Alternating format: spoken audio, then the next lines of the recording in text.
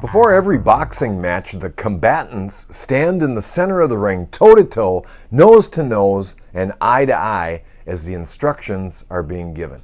A significant confrontation is about to transpire. My name is Tom Miller. I cannot tell you how much I love being pastor of Central Assembly in Superior, Wisconsin. This is Fuel for the Fire, Volume 916, Face to Face. When you think of the common foundations yet radical differences between Judaism and Christianity, it's not hard to understand the early conflicts. When Jesus was walking the streets of Galilee, everyone asked him the questions.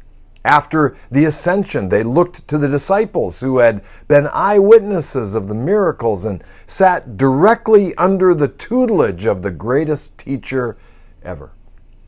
This was a pivotal period in the development of the infant church. Paul took it very seriously.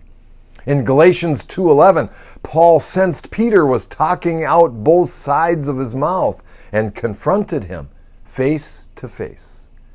This was too important to muddle. Christianity was not a branch of Judaism. Christianity was distinct.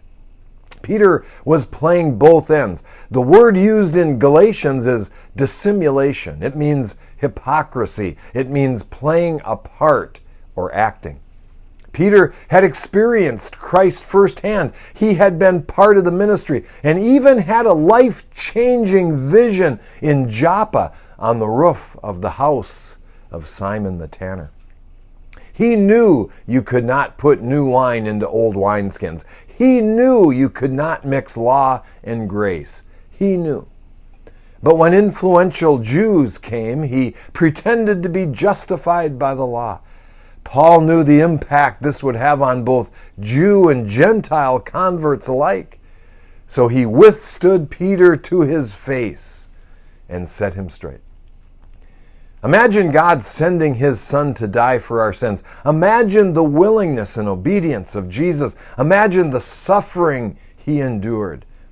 And then think about Peter pretending he earned it through law-keeping. Now we can understand why Paul stepped in and stood toe-to-toe with Peter. And we can understand why he ends chapter 2 of Galatians with, "I do not frustrate the grace of God. For if righteousness comes by the law, then Christ is dead in vain."